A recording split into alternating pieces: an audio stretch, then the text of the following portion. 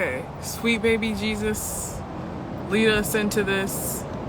Let's try to invite Tim and get this. So, wish me luck. All right, you guys. If you didn't hear this the first 3 times when I tried to do this video, it's your girl, Jordan Wiley, aka Geocentric. We are attempting to go live with founder of the Emerald Cup, um, and pretty much badass all around, Tim Blake. What's up, Tim? How you doing? Well, I may be good at some things, but I'm very bad at technology. And so I got a new phone. My Instagram wasn't downloaded. I had to download Instagram and figure it all out. I'm a spaz. So sorry about that. How you doing, Dave? No, you're all good. I'm just glad to talk to you. I'm not that good at technology after our Zoom meeting, so I recorded the whole thing, but I didn't record the audio on any of it. So we got like an hour. We got like an hour or so of stuff, and then none of the audio on it. So yeah, no, I'm That would same be here. me. Yep, That's something I would do. But that's also a Mercury retrograde thing. That's perfectly Mercury retrograde. That's what happens. I know. Just trying to get this going, it took about like 5 or 6 times, and like the internet, like my internet was jacking up. So I was like, I can tell it's Mercury retrograde. I'm Yeah, it's hoping. really happy. It's okay. We're here. Cool. Okay.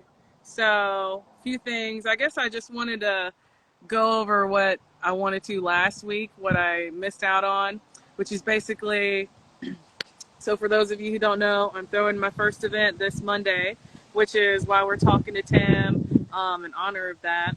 And I just wanted you to talk about like your first experience hosting an event and how that went. And we talked about some really good stuff about setting goals and mission statement and stuff like that. But I won't take up too much of your time. No, doing events, the most important thing about doing an event is getting the pre-production down.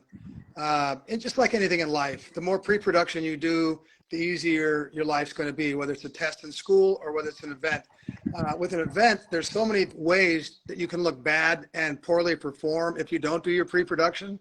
And so for the first events I didn't understand ticketing, ins and outs, vendor spacing. I didn't have a clue. So I was lucky that the first events were at Area 101 and they were fairly small. And so it was kind of easy for me to learn. But really, the main thing for me with putting on events is making it as comfortable for people as possible to have a good time. And whether that means, cushions, whether I bring in, like I used to bring in 100 couches for the Emerald Cup into Santa Rosa. I'd go to all the Salvation Armies and buy all the old couches until they told me I couldn't do it because of fire considerations and stuff. But so for me, it's like really making sure that people are comfortable. But every element of that pre-production, goes into that. Whether you have the right food there for people, whether you have the right chairs, the couches, the right music, the right bathrooms. Bathrooms are really important. Every aspect is really showing people reverence. To me, putting on a show is serving people and showing reverence to the consumers and the people that come by showing them that you're really honoring them and giving them something very special. And that's what I really look forward to is that people leaving had a very special transformational experience. Hell yeah. And then what was it? Can you can you recall what it was like before you did your first day? What was it, days on the dirt? Like the Oh, anticipation, or were you just like confident and like, I got this, or were you like, oh, are people gonna show up? How was that for you? you know what? I forgot that I mentioned Day on the Dirt. Well, I wanted to be a concert promoter like Bill Graham since I was a kid. A lot of other people want to be rock stars or famous people or something else. I wanted to be Bill Graham. And people that don't know Bill Graham, he was the legendary producer of all the original shows in the Bay Area and around the country. He developed Day on the Green concept to go to the big coliseums and arenas for shows. He was the first one to really bring multiple bands into big arenas and do that. He produced the Rolling Stones tours. He managed the Grateful Dead. I mean, he managed and ran all the shows in the 60s with this, Jefferson Starship and Grateful Dead and Quicksilver and all of them. I mean, Bill Graham is the guy. And I used to read about him, and he'd say, what was his favorite thing? And it was to take hot dogs and food to people out in the back parking lots that weren't, were working and weren't being taken care of. And, I love the way Bill was, and he didn't like scalpers. I went to my first show. It was a Neil Young show when he came out with Harvest back in 1970 something. You probably weren't even born. And I was going to the Santa Cruz Civic, and a couple of guys were jacking me for some scalp tickets, and they wanted something like $25 or something. It was a lot of money because Neil was big back then, and I was just a kid. I had my girlfriend with me, and this guy walks up and he goes, "How much are those guys trying to get you for those tickets?" I think it was like 20 or $25, and the tickets were like 10. And he said, he goes, "Here, take these two. He charged me $10. He didn't give me the tickets. Bill charged me, but he said, "Here, give me $10." And I paid him $20, and he said, "I don't like scalpers." And I went in, and that was my first introduction to Bill Graham, because he never liked scalpers. He never liked people making money off the tickets and stuff. So I really love Bill. But going back to that story, so Bill was doing Days on the Green, where he was bringing, big acts like the Rolling Stones into the Oakland Coliseum and places, and he's going around the country. And I thought I had this property outside of Santa Cruz in Bonnie Doon, and it was kind of like a dirt field. And I thought we'd have what we call Day on the Dirt. And instead of Day on the Green, it was Day on the Dirt. And I had a bunch of local bands come in, and we fired it up, and we had a party, and probably had 100 people there. It was really cool. It was way back in the early 70s, and it was a lot of fun. And so it was my first experience of learning how to make a lot of mistakes and not be prepared. Yeah. Extension cord, no lights for when it got dark. The bathrooms weren't set up. Just certain things. You just got to learn how to do shows. Hell yeah. No, that's cool. that's basically the gist of I don't know what I wanted to showcase people. Otherwise, I don't know. I was just happy to talk to you. I think last time we broke off, you were going to show me some pictures of your spirit team. Oh, my spirit team. That's right. We jumped all over, huh? We start with cannabis, and then we get into production and stuff. I know. I was going to say you can kind of manifest that, though. You're kind of like Bill now. You're known as the event coordinator in the industry, so anyways, that's just kind of funny. It would take several lifetimes for me to equal what Bill Graham did. I would humbly just chase his vapors the rest of this lifetime. He did so many shows and so many iconic historic things that I'm happy just following in his footsteps and doing the Emerald Cup and really providing for our community and trying to be like Bill and serve our community and stuff. So, obviously I revere Bill as a legendary heroic figure, and I really want to just follow in his footsteps. I love putting on shows. Anybody that puts on shows, it's like an addiction. You don't make much money. Most people lose money on shows, but once you get hooked, whether it's Andrew and Peter from Northern Nights, whether it's Bob Barsotti down there at Black Oak Ranch, whether it's, the people up at Jessica and Tan Oak, people just get it. They get it in their blood, and they can't stop because they love having people have a good time. So overall, the productions for me have been such a blast. That after that first year, I really learned a lot. And the second year for the Emerald Cup, we had all-night fire pits. We had food coming in from all sides. We had extra bathrooms. You learn a lot of things. Like one of the things I learned was you don't put straight candles onto the porta potties at night because you don't put candles in the porta potties straight onto the porta potties without something as a barrier. Because we came out after everybody left the Emerald Cup and the smoke was billowing out, and outside my house I had a porta potty that had lit up, and that sucker got so hot with that chemical crap they make it out of, it lit the one next to it on fire, and we had two porta potties. It cost me $2,600 to pay for those porta potties. At least I didn't burn the house down, but I burnt down two porta potties because I failed to recognize that you put something under the candles before you put them in the porta potties. That's crazy. Yeah. Yeah, it was one of the things. And so that second year, we really learned a lot of things. And we had the hash contest and the seed contest, and Ringo Lawrence came in, and we gave him some shit Marv did because he was selling seeds, and they started an illegal hash thing. And you've also got to really control your crowd, because my team just broke out anarchy and started doing an illegal hash contest the second year. And I let them do that, but back then there wasn't concentrates. There's no such thing as concentrates. And hash would put you in jail for 10 years, but they busted it out, and I came in, and they were being all, kind of mysterious in the corner, and I knew they were up to something. And I saw them doing the hash thing, and I just walked away and said, "Oh my God, what are we going to do?" So we had the hash contest. We had the illegal seeds going on with Ringo, and we had a CHP pull up. A very funny story. CHP pulled up that year, and he said, there's cars on the highway. I don't know what's going on in there. I could arrest everybody driving by me because they're all smoking pot. And then he heard my host, giving away the awards. And number 6 was a Purple Haze. And he heard that. And I don't know what's going on in that room in there, but I just want this stopped. I just want people off the highway. I just don't want I don't want to deal with this. And I tried to get everybody off the highway, and people laughed at me. The one thing you got to do in pre-production is make sure you keep the cars off the highway before they park. Because as soon as they start parking and you get 20 cars on there, you'll never get those people to get their cars off. So I had to basically live with a mutiny, and the sheriff and the CHP drove by a few times and gave up and left. I was really lucky. Back then, we were truly the boonies. Now we're a lot closer to civilization. They probably would have come gotten us. Yeah, it's a little rough. Yeah. So are you preparing for December?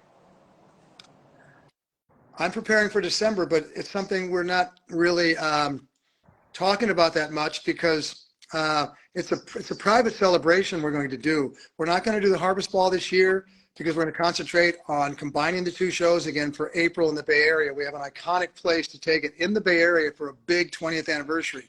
We're going to do a private 20th anniversary at Area 101 for just the people that have built this over the last 20 years, the winners and the judges and the crew and the family. I mean, we had a hard time getting down to 2,500 people on the list for the Emerald Cup Awards.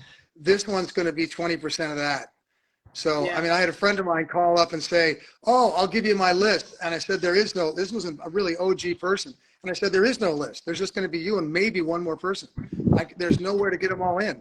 So we want to go back to Area 101 and celebrate it with, the hardcore family that have been there for the last 20 years. And we'd like to do a bigger show. But we don't want to concentrate that with the large show we're going to do in the Bay Area. So, and, so that's what we're going to do. But we're very excited about that. We're very excited about the Bay Area show, which I want to announce, but I can't do it yet because we still owe the creditors. We have a lot of creditors from the Harvest Ball, and we can't announce that show until we make a payment plan with them. I had a bad production company. The rain came in and hit us. We lost some good money. And so we're doing this show to get sponsorship money in to pay some of the money to the creditors and do the show. So we have to make a whole plan and agreement with them. That's one of the things I've learned. I've never lost money on a show. The Emerald Cup has paid everybody every time. We've always paid everybody, no matter what. And this last show, we lost some money, and it's not easy to make money again. So I'm just hustling to pay the creditors back, get that done, which we are doing. That's one of the things with shows. Also, you got to be very careful because you got to pay your bills and make sure you pay the people that work. And with production, sometimes you don't know because you don't know what's going to happen with tickets or rain or anything. You're really kind of, I tell you what. One of the 5 most stressful jobs in the world right now is event production. And it's actually like the 1 or 2 because you just don't have any real say in a lot of ways, and it's very, very challenging. So I have a lot of respect for anybody producing events and helping people in their communities. I'm really excited. I just got a little DJ going. I got a DJ and I've got a little dab bar going, and I'm pretty excited. Mine's going to be like pretty small and intimate, but I don't know. I'm pretty amped. You know what? You should be. Look, you should be. The thing about it is, it doesn't matter about the size. It matters about the quality. You can have 10 people and have a great gathering. They're all quality people and they have a good time. So it's not about how big it is. Huh? Have you met Sharon Letts? I believe I have. Have you ever heard of Sharon Letts? Maybe she's been writing for the High Times for maybe like 15 years or something like that. Okay, yeah. Yes. I met her the other day at Five Sisters Farms, and I mean it was just like the 4 of us, and honestly, like I had such a good time with just the 4 of us. You know, like just being like I'm kind of like an introvert, so I like having like one-on-one connection. So I think it'll be really good and like meaningful, with the people that I do have coming to mind. Yeah, you know what? It's very important. People think about size and and how many people show up and whether it's really about what type of experience the people have when they leave. Because that's what brings people back. So if you give people a great experience, Bob Barsodi and Bill Graham used to give burritos out to people that were leaving the Dead shows. And I mean, just do really fun things. And so it's like just giving people a really special moment, and they'll remember that and come back and want to do that again. So 4 people can be a great gathering. Don't worry about how big it is. Just worry about having people a good time. Oh yeah, oh yeah, it's gonna be good. Yeah, you'll do a Um, great job. no, I'm excited. She did tell me there was one thing that Sharon told me. She told me that when she was in Europe, in France, she got some hash on the steps of Sacre Coeur, and I was Mhm. wondering, like, if you had any. If, I wonder. I don't know if I've ever read about like your travels. I know you're writing a book right now. I'm kind of Mhm. curious what you're writing a book on. One note, but two, I'm also curious, like, have you traveled a good bit? And if so, like, what was like, I don't know, maybe one of your favorite like moments like within the cannabis like community? If so, if you've had that experience while traveling. I traveled when I was young. I have I have 3 daughters. I have a big family, and I really worked through my 20s and 30s and 40s. I've worked my whole life, and then when I got into a little bit older, with my kids not around, then I jumped into all the legalization effort, and I basically have been working and hustling this for 20 years. So I haven't traveled much at all in the last 30 years. I did travel to India when I was a kid and spent a couple months there with a beautiful friend of mine who uh, knows every dialect of Hindi. And we had an incredible cannabis experience. We went up to the Himalayas in Manali back when there were very few white people even up there in the Himalayas. This was in the early 80s. And he took me into a family of Himalayan trekkers, the first time they'd ever had a white person in their house. And their house was very short because they were all short people, so it was like 5 foot tall. And we sat down and we smoked some hash. And I hadn't been smoking because I realized I was going to go to India, but I needed to smoke because they were there. And so I smoked some hash with these people, and I got so high. And then Dalal, they fed me. And like 25 people fed me first, right? And so I ate quickly because I wanted them to be able to eat. And then they filled my plate up again. And so I ate quickly again. And I told Dalal, no, I'm good. And they fed me again. And I ate really quick. And then they fed me another plate. And I was looking at Dalal and all these people. And I'm like, Dalal, I've already eaten 2 plates. And I've got all these people staring at me. And I'm really high. And I don't know what to do. And I want these people to eat. And then he told them something. And they all started laughing and stuff. And then they all broke in and they started eating and stuff. But what he had told them that was that I was starving. And I hadn't eaten in 2 days. And I needed to eat. And so they fed me, and then they fed me again. And then he told me it was a joke and that he was making fun of me while I got stoned. And so they all had a great time, realized they'd made fun of the white guy was he sat in there, higher than heck on hash, eating their Himalayan food. And we all had a joke and had a great time. But it was funny. It broke the ice. We all were really fun. And it was really cool cannabis experience to be with people that had never been with white people smoking hash with them in the Himalayas in Manali, outside of Manali. That sounds beautiful. Yeah. I love that. I love how like food and like cannabis bring people together. Like the two they just go together so well. Like I'm so, Yeah.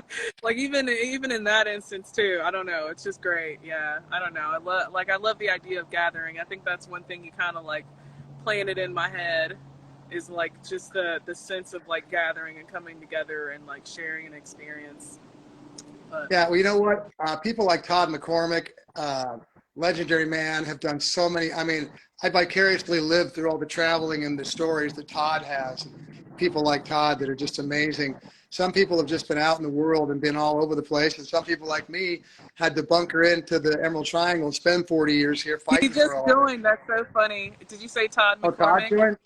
Oh, yeah, I just mentioned Todd. Todd's with us. Mention Yeah, that's so wild. And I Todd love and it. Todd has the best stories about genetics and traveling and hash of anybody I've ever met, and really a legendary figure on that note. And we just had different paths. He really, he had a very challenging path that he's lived, and I'm very proud of where he's done and what he's gotten for himself. But for me, I've had to stay up here and do this, and I'd like to get down there and travel with Todd one of these days and go back to Amsterdam and hang out. Mila Jensen, who won our Lifetime Achievement Award, who's the, you know, the hash queen of the world. Mila's so amazing. I've got to know her, and she's just incredible. She's talking about going to Colombia for the 10th and the 11th and to the 15th to host a show in Colombia. When she heard about our thing at Area 101, 84-year-old woman saying she's going to try to reroute her plane ticket to come into San Francisco. If we can pick her up, she'll come up to Area 101, spend 2 days with us, and then fly to Colombia. And she's 84 years old. She's a badass. I got to Okay. meet her because of the Emerald Cup. Mama Kay had invited me as her assistant. I got to meet Mila, which was super awesome. But yeah, no, I believe it. I believe it in a heartbeat too. That's I'll so tell you cool. what, she is an amazing woman. You talk about a person with travels around the world and her story. Her book is sensational. People should get it. We're going to invite her out for the 20th anniversary in Oakland, no matter what.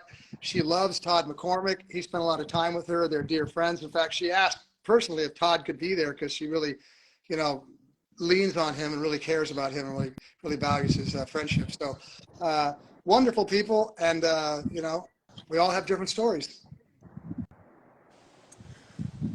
So beautiful. Sorry, I'm all like my heart chakras just, I don't know. I can't formulate words right now.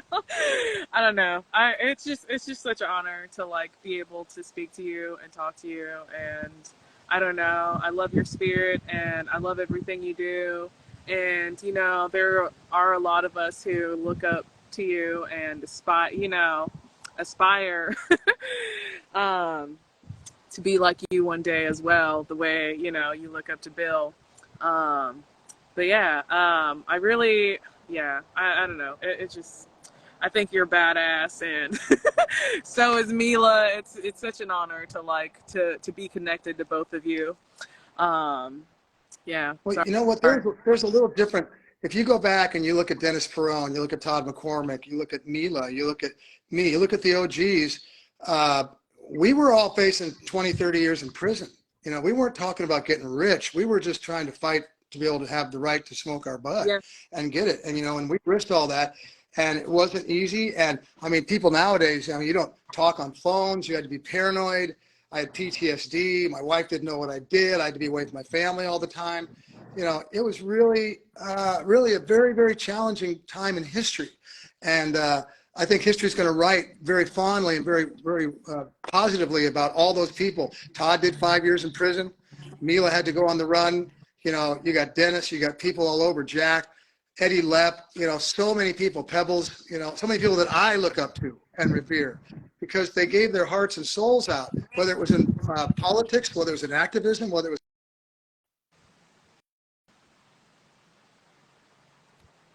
Oh.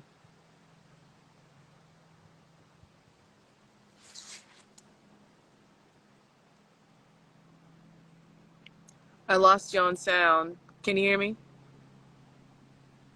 Crap. There we go. Is your sound on? Yeah, I'm for a sorry, you know second what? I there. didn't realize No, it somebody. was a really good tangent too. I could tell you were getting passionate. Well, you know Damn what? it. There's an old story in my production companies that they said that I was the president of the company and I could do tours as long as I promised not to touch anything because something would go wrong if I touched it. And so I didn't realize the phone was ringing and I had to push not accept so the sound would go back on. So look, you know what? Those titans of the industry that have laid their lives down, done prison time, sacrificed, PTSD, for everybody to have this beautiful time in history. I know it's tough economically. Absolutely. They slaughtered us. But in terms of cannabis being freed across the country and the world, it's the best time in history for that, along with psychedelics.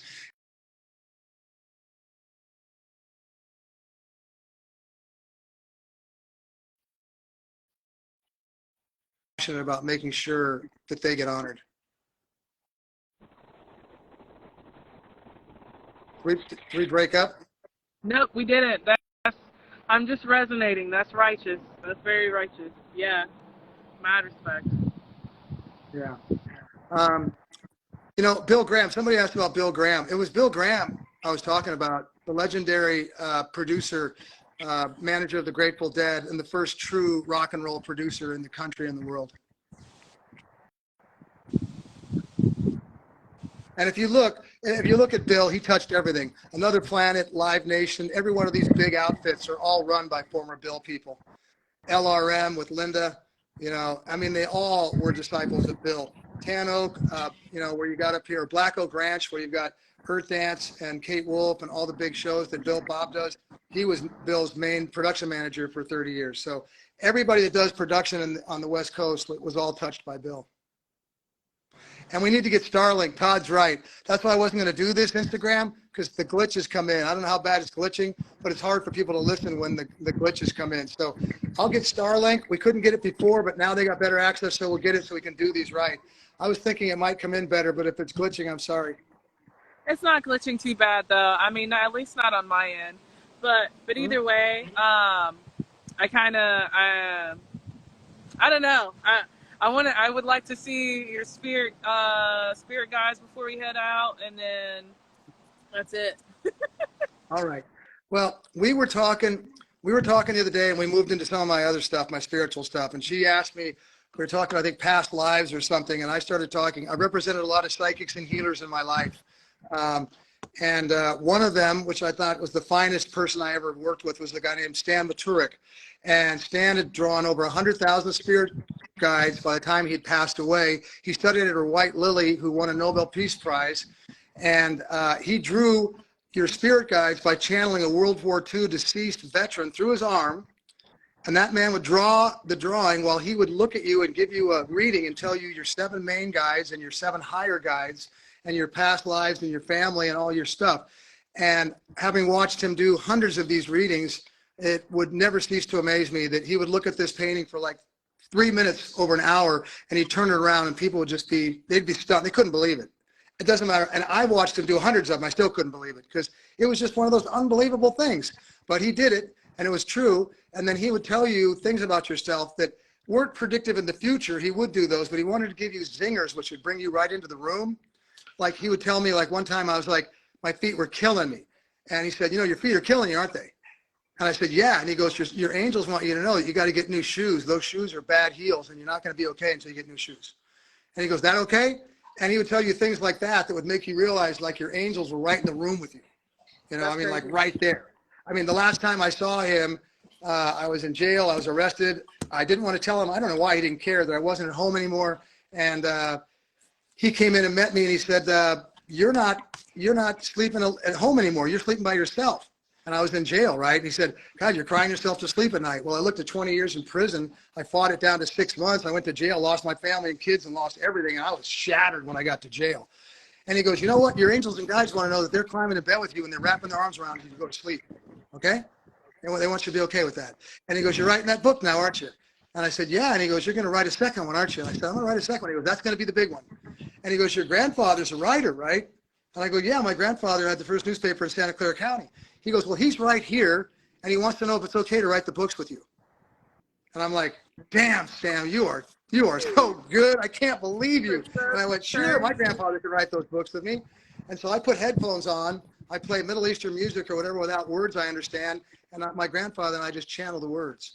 And so that's why the recall is so good. Not because my memory is great, because I'm a pot smoking guy at 70 years old. It's because of my grandfather and channeling. Is your grandfather of Middle Eastern descent? No. I put on Middle Eastern or music from around the world where I can't understand the lyrics, so I can just get the music. So you can zone out? Yeah, if I was listening to American music, if I was listening to American music, I'd be hearing the words. It sways your emotion too much? Yeah, I just rolling. I get what and you mean. so one of the things that Stan did was, he did that for me, and he did, I did about 70 readings every time he came into town. I would have him come into my Victorian, and all the people I was dealing with, they'd come in buy 50 pounds of time, they'd get a reading with Stan. And or the 20 pounds of hash, they'd get a reading with Stan. And so we did this, and over about 10 years, he did about 1,000 readings at my place. And then he came to me that last year and said, this is the last time you'll see me, because they're telling me I'm going home. I'll be gone in 4 months. And he could see I was bummed. And he said, don't be bummed. My wife's waiting for me. I've done 100,000 readings. I've done my job, and it's time for me to go home. And just be good. I'll be there. And I got a word 4 months later, he'd passed away. And but the last one, you have 7 main guides and 7 higher guides. He tells you all 14 the first time he sees you. The last time he saw me, he's traveled around the country and done thousands of readings. He doesn't remember anything. He goes down, I have my list. I have all my spirit guides drawn except for Agatha, my nun. And he goes, the only ones left for you is Agatha the nun. She's sitting right here. Is it okay if we draw her? And I was like, damn, I'm looking at my list. And I have 14 spirit guides. Agatha the nun is the only one that's not drawn. And so he drew her, and I'll show you a picture of Agatha that he did.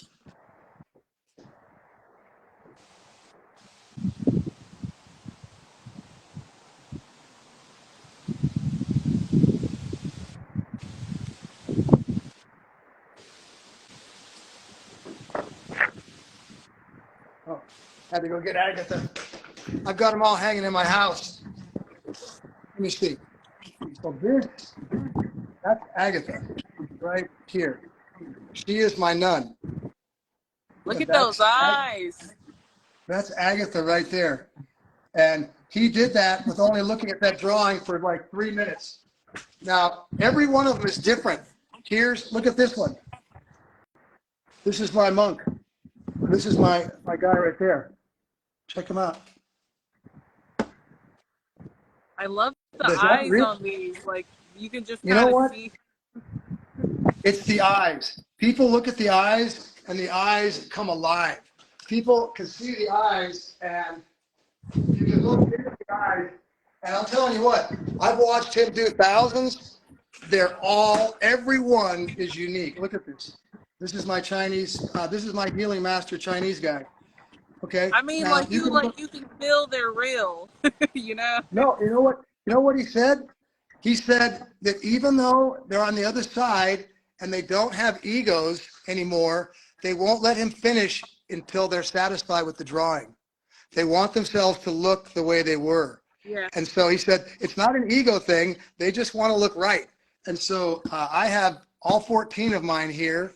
I've kept them all these years. And it's one of my favorite possessions in my life because I talk to each one of my guides.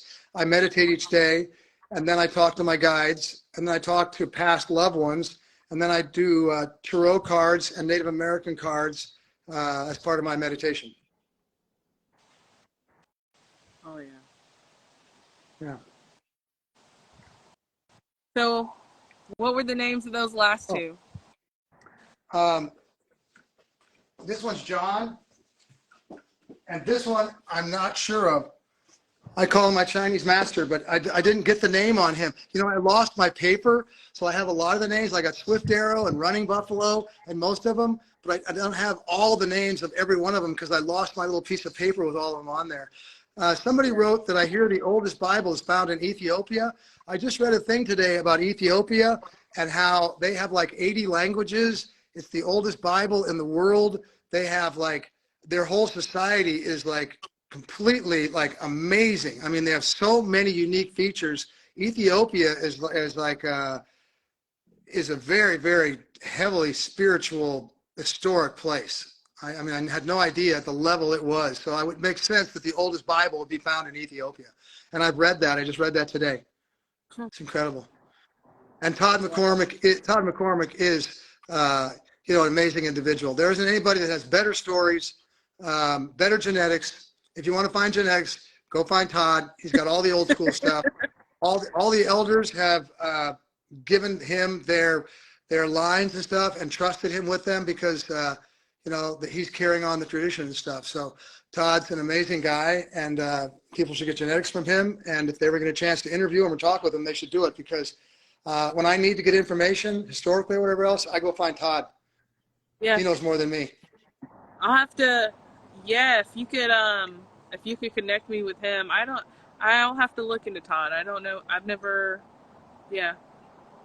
Todd, he has an amazing story of surviving cancer. Unbelievable story. Coming out, he grew for Hugh Hefner and Woody Harrelson and Bill Maher. He got busted in L.A. growing for all them. He did 5 years in prison for that. Woody Harrelson bailed him out. Bill Maher used to go visit him. I mean, these people loved Todd for what he did for the community down there. Spent a lot of time in Amsterdam, really seeking and learning and developing the whole thing with genetics and hash. really a brilliant, brilliant person. And if you get lucky, he's very busy, doesn't have a lot of time anymore. He edited Jack Herrera's book. I mean, I could just go on the stuff he's done. It's like, oh, I just edited Yeah. Jack's book. Yeah. Well, I'm going to have to like, try to connect. he's an editor. He's an editor for like multiple magazines. He's probably written 50 articles. I could go on about Todd forever. So anyway, he's very busy, hard to get on a thing, but if you ever get a chance, yeah, he'd be very good to do that if you get a chance to. I mean, he gets asked for interviews and people can interview him all the time. I just love to go on and help even smaller podcasters or interviews like yourself, because I just like to help the people that help me. No, Everybody needs you. help. They all need to start somewhere. Yeah. And so I go on every week. I go on LinkedIn. I go on everywhere, and I just talk to people and reach out to young people and help them and mentor them or tell them whatever they need, because somebody did that for me and somebody needs to do that for them. No, I appreciate that. I was having a discussion the other day, and someone was talking about how their business differs from another one. Like someone, they like to open up tours and stuff for like people that are higher up, where this person just opens up their space for like common people. So I appreciate that, the little common space and the ability. Yeah. The ability Although, to connect. I do understand people get very successful and they don't have much time. And so it's really hard because they just don't have much time. And so it's hard to give that time away. But I know how important it is. The other thing that Todd did, he's one of our longtime judges on the solvent concentrates, and he is really a master concentrate judge. I love listening to Todd talk about that too. So he's great. But yeah, for us, it's all about service. And really, at the end of the day, Todd was serving, Mila serves, I serve, Pebble serves, Dennis Perone served. The people, the highest form of spirituality is service, and the best that you can do for your community in the world is to serve, in whatever form that is. One of my early acid trips, one of my earlier acid trips, I dedicated my life to a life of service, which I don't know. I mean, I still work in the hospitality industry, so it always comes back to that. Yeah, serving others. But Hey, you can't serve from an empty cup.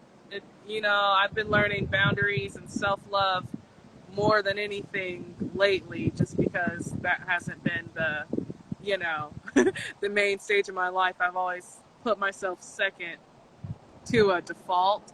So I'm learning balance on those right now, which is important too, is serving others, but making sure that you also serve from a full cup, and that you're not depleting your energy or, anything like that.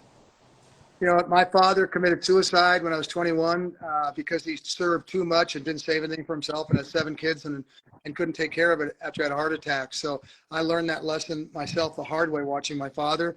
I've done much of the same stuff that he's done. I've really given away too much and not taking care of myself. So it's a very good lesson. You need to serve yourself before you serve others, so that there's something to serve. But in terms of service, you don't have to save the world. I go out and, I just help my animals in my yard. I go out and make little forests, or I help things, or, feed the birds some seed, for them, or just take care of the neighbors, or there's little things you can do all the time, throughout the day. What I try to do is every day I try to do 2 or 3 nice things for people. Just find something to do nice, just whether it's even just say a nice thing. Just say something nice, go serve them. I've been serving Pebbles Trippet a lot, and it's great. You can just go in there and bring her some tea or something. It's not big. Service doesn't have to change your whole life. It can just be small, and just it makes a difference. Yeah. I still want to find some time to come down there on a Sunday and have some dinner. Well, we're going to do that this Sunday. We've got some people coming by, and we're going to be there Sunday. So if you want to come down, we're going to have a little dinner there Sunday. I get off of work at 5. Is it down in Laytonville? Yeah, well, it's 10 miles north of Laytonville. So how late do you serve dinner? We'll be there till 8. Okay. Till 8. I should have time to drive down and then do that. Yeah, if you come down, we'll feed you some dinner, and we'll smoke you out, and you can have some things. We'll send you with some treats, and you'll be worth your while. Hell yeah. That'd be a good time. We'll find you some Emerald Cup merch or something. We'll make it worthwhile. Come down and hang out with us, and then you can get some of the feel and see what we're doing and meet the crew. Yeah, just being around you is good enough. You don't have to do much else. I'm an easy pleaser. You know what? That's very nice, but we do like to have really good food. I live all organic. I don't do anything but organic, so I feed people organically. We smoke organic cannabis, and we take care of our people so that they're healthy and they can be the best versions of themselves. So we'll take Hell care of you. yeah. Come on down, and I all right, that ripple. Oh yeah, I like that. The ripple effect. You know, that one, I just read that thing that she was saying, that one little piece, that ripple goes through the pond and it just keeps going out.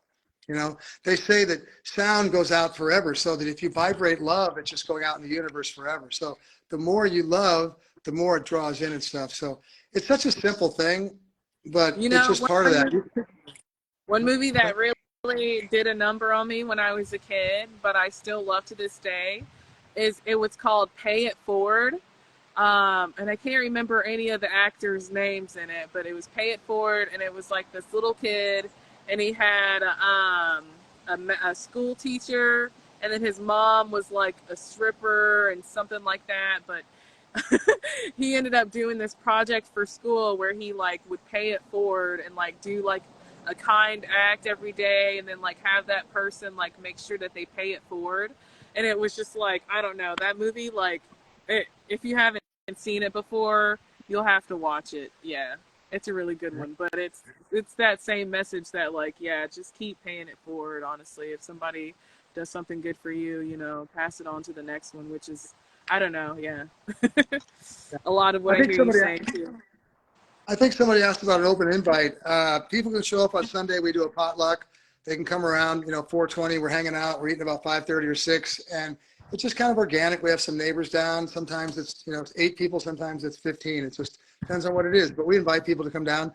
I had a lady that I saw in the chat, Sophia Julia Butterfly, and she was over there with us. She was the host for the glamping tents at Northern Nights for the VIP and glamping. And you know what? You want to talk about a host? What is Andrew and Peter? What are Andrew and Peter going to look for in somebody to host the glamping for the VIP? They're going to look somebody who's a really good host or hostess, somebody who really knows how to serve, make people feel good. And that's what this person on the chat, Sophia, that's what she does. And that's why we're inviting her to come to Area 101 to talk about being there with us, because we want those types of really beautiful, magical beings to be at Area 101 to help host and help really radiate that light, because we're really bringing Area 101 back to life. What we're doing right now, I spent about 5 years chasing my product company with $2 million like everybody else did, and I stopped developing Area 101, and I lost the $2 million like 90% of the other people in the product companies lost theirs. So I'm going back to Area 101, and I'm finishing off the project that was dear to my heart that I thought I would put the money back into, and I'm going to put the next $2 million into making Area 101 a world-class healing center and a cannabis center for people to come and learn and participate in. So yeah, and it looks like we'll probably have Sophia come down. It's okay. Sophia come down with her partner Doug to join us. We're having some new people moving with us and some really great energy. I'm sorry, go ahead. No, sorry for interrupting. I was going to say, could you repeat the mission statement for Area 101? That was something that I've been like mulling over too, is like coming up with a mission statement. Yeah. Nayeli is a friend of ours who came and did some trimming, and she worked with us for a number of years. And I just saw that she gave us a little plug. She's down in Mexico. She's a wonderful yoga teacher, a beautiful lady, and one of the people that has really blessed us with her energy over the years. We've had hundreds of people come in, trimmers and workers come in, and it's just really cool to see that. With everything you start with building a company. We were talking about that. You start with a mission statement of what you're doing. So that's what is the mission of your company? Okay. What are you really trying to do? In the case of Area 101, we really defined it, and every word counts. When you build business plans or mission statements or all your goals, every word should really be very, well thought out. So our mission statement for Area 101 was, Area 101 is a spiritual sanctuary and event center for all faiths devoted to personal growth and spiritual enlightenment. Now that's a very simple set of sentences, but it took a long time to put those together. because it states who we are. And so that's what we're there for.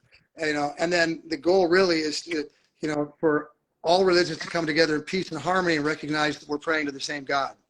And so then you're honoring all forms of spiritual seeking for God, because you can become enlightened as a Hindu or as a Buddhist or as a Christian anyway, because God doesn't care. He just cares the purity in your heart. And so that's what Area 101 is built around. And we had the dispensary open. We're going to open the dispensary by springtime.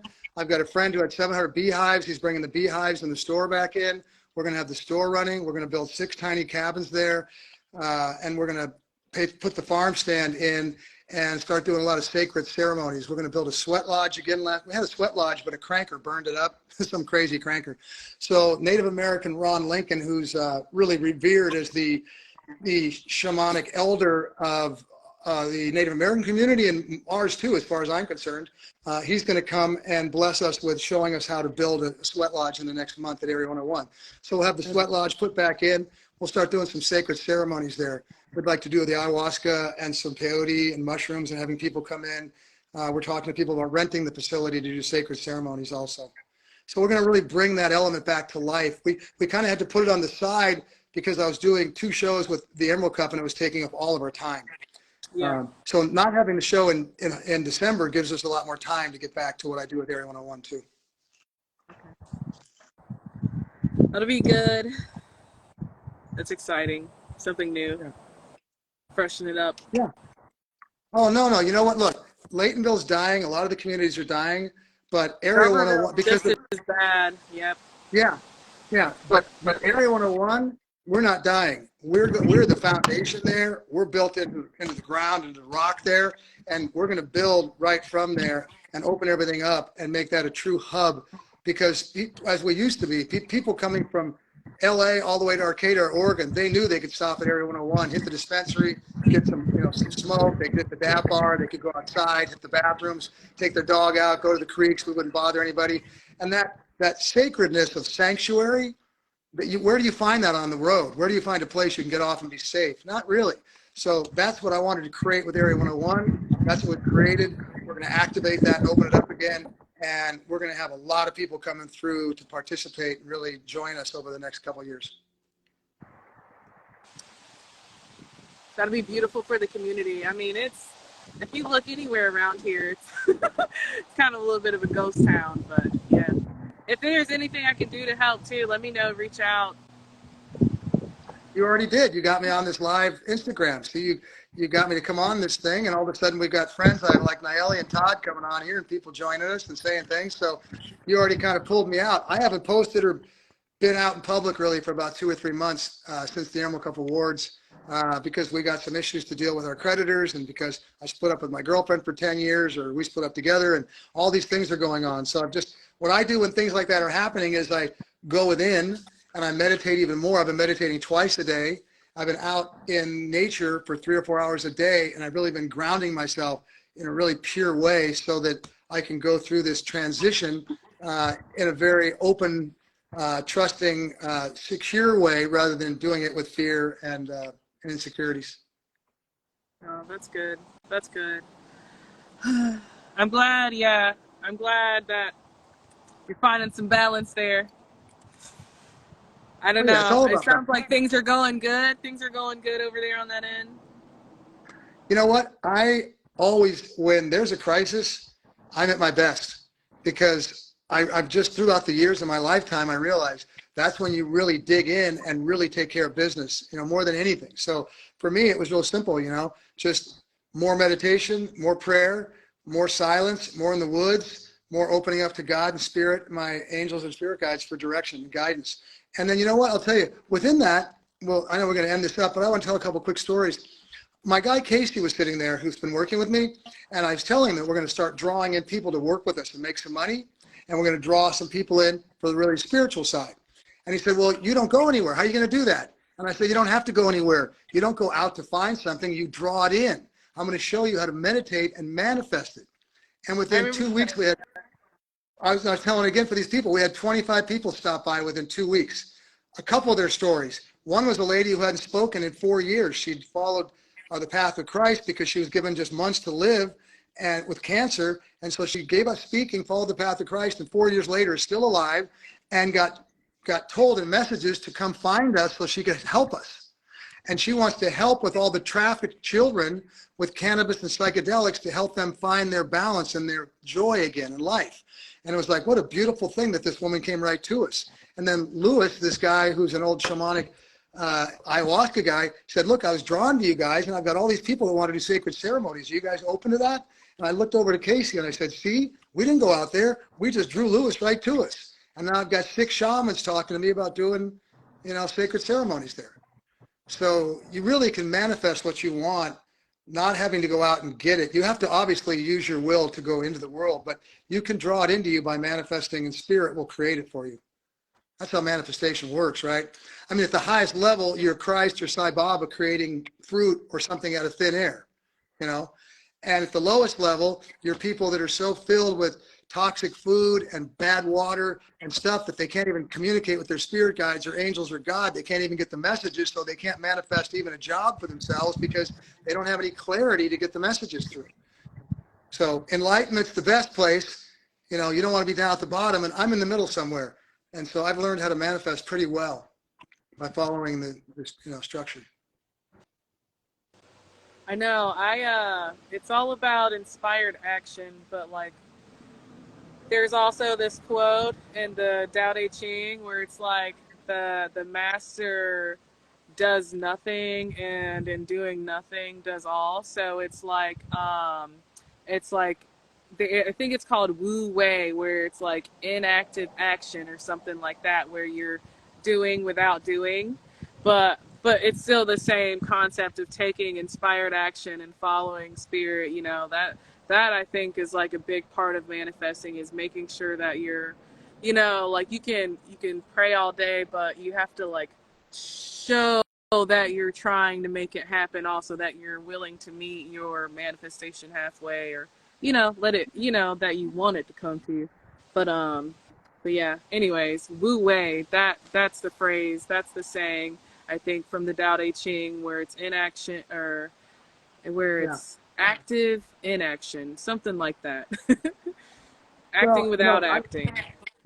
I meditate and I do all that, but I also do mission statements. I set goals. I do yearly goals, quarterly goals, weekly goals, and daily goals.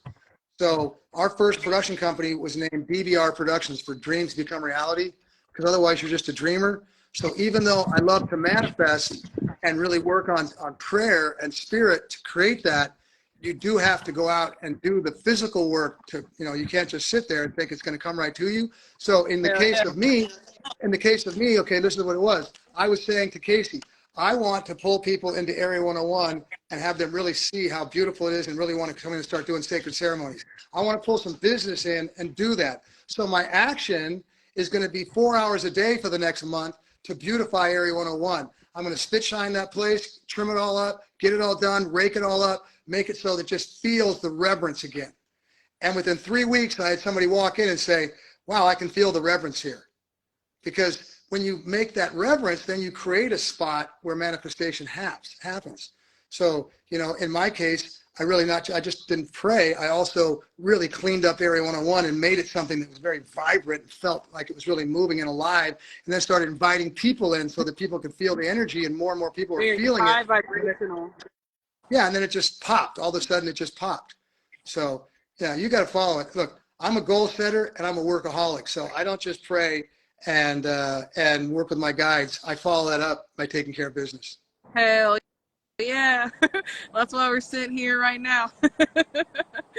Taking care of business. Yeah. Making it happen. Yeah, we did. Well, I really, Kenny the Mushroom Man. Gosh darn, Kenny. There's another man, just a beautiful guy. Here's a guy, Kenny the Mushroom Man. This guy was the Mushroom Man 20 years ago, and people didn't even, they weren't into mushrooms. Okay, when you're the mushroom guy, when people aren't even into mushrooms, then you're the man. And Kenny has graced our presence at Area 101. He's brought his daughter up. He's cooked for us. He's a beautiful gentleman living in the desert right now, and he has been evangelizing for mushrooms for the last at least 2 decades. And people like that are going to be rewarded because, mushrooms are such a critical aspect to the earth and to our health and well-being. And he's really been there. So Hell love you, yeah. Kenny. Oh yeah. What's up, I love Kenny? yeah. Beautiful.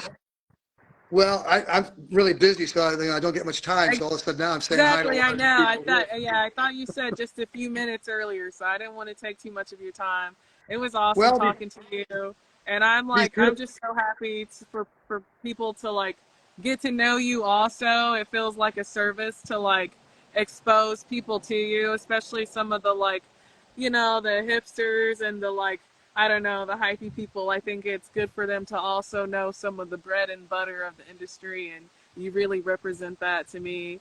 Um, and you're just such a rich and beautiful soul outside of what you do for the industry. And yeah, I'll try to come down Sunday. I want to try to make it down. And yeah, I'm throwing my creator retreat Monday, so it'll be right before then. Well, you know what? I'm going to be saying a prayer for you, and I'll tell you what. I'll do anything I can for you. And for me, I'm a quiet person. I'm an old outlaw, and I didn't drive big trucks. I didn't ever talk on the phones. Nobody ever saw me dressed as sporty. I dressed down. I was a quiet guy because I stayed out of prison that way. And I was just birthed that way. So it's very hard for me with social media because it goes against my inherent nature of like not being loud, not being boisterous, not talking about yourself. And when I put the books out, my literary agent said, look, we can't do this unless that changes. And so I've had to really change. I've gone from like 4,000 or 5,000 on Instagram to 15. I spend 3 hours a day commenting and going back on LinkedIn and whatnot. And I've had to change that because if you want to be a musician or if you want to be an author, they're going to look at your social media programs now, and that's where they're going to judge you. And so I've had to really change my interaction over the last 3 years. It's still difficult for me, and Yeah. I'm going to open up even more as the book goes, but it's okay. I enjoy it. And what I find is that talking with people and learning from them and helping people learn from me is just a wonderful thing. We learn from each other and we all grow together.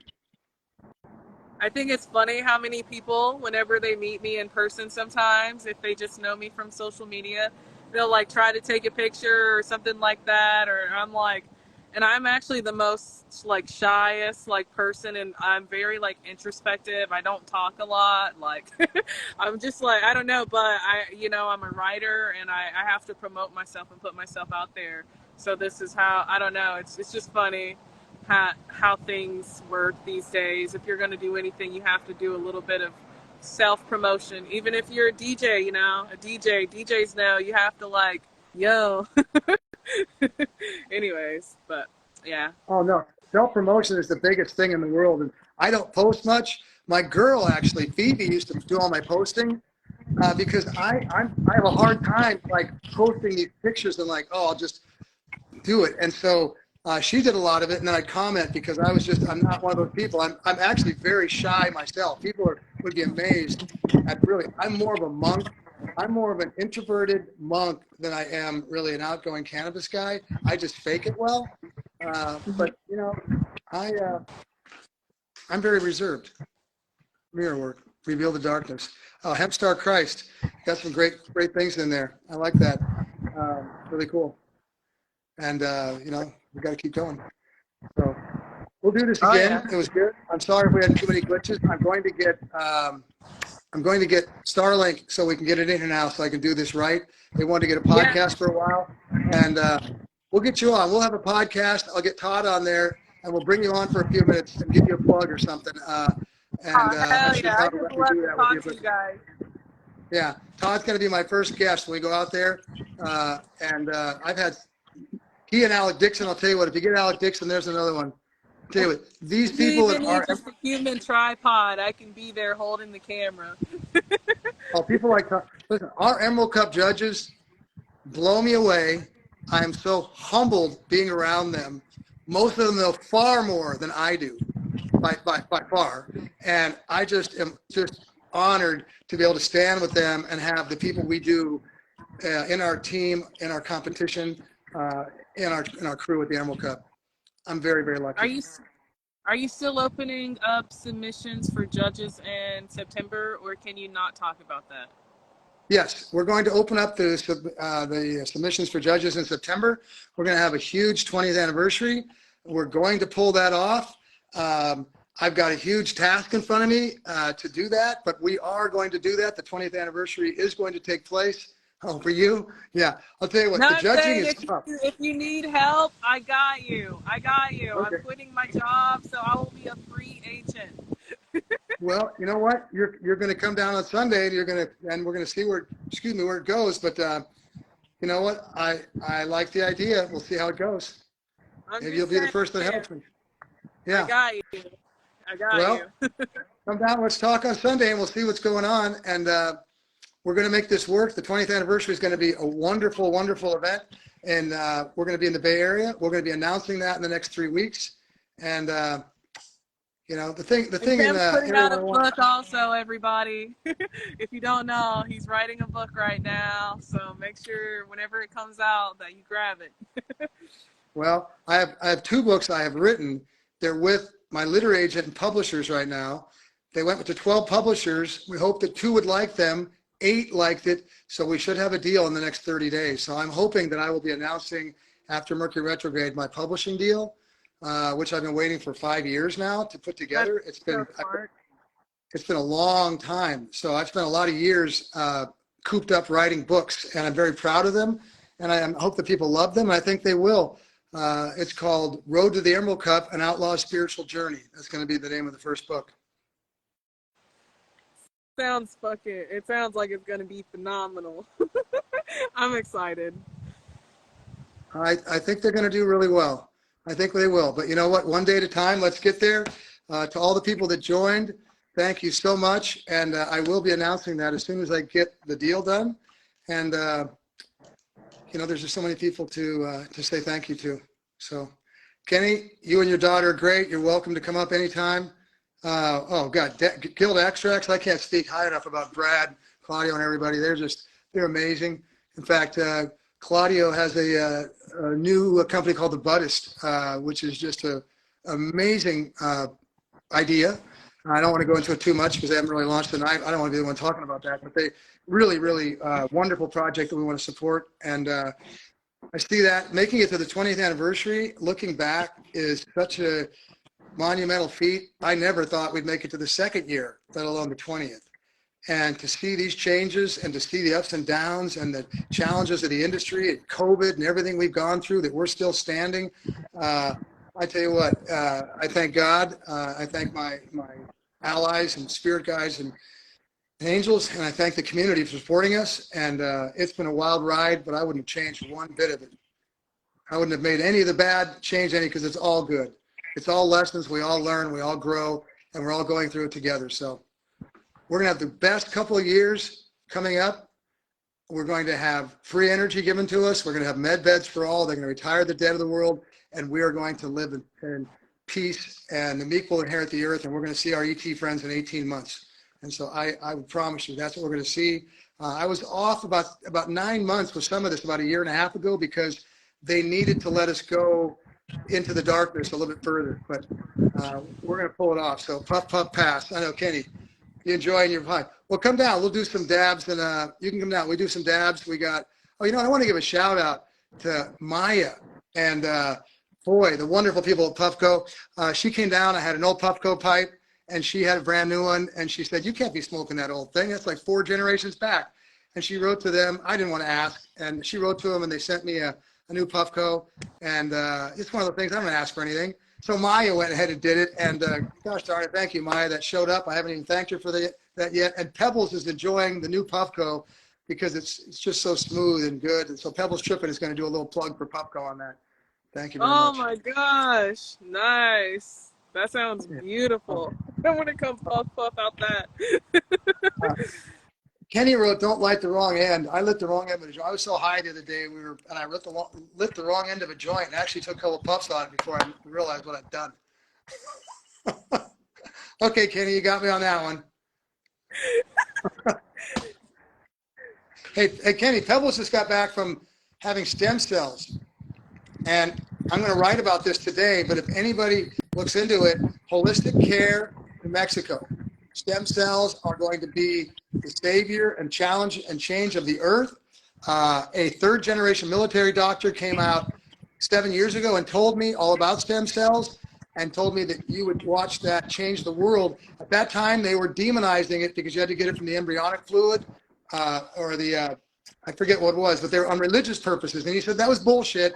And 2 years later, they admitted that they could get those stem cells from your bone marrow, but it was invasive surgery. And that was bullshit because 2 years later, what did they admit? They can get stem cells from your fat cells like liposuction, no invasive surgery, just stick it in there, pull some stuff out, spin it into super cells, put it back into you, and you're 20 years younger.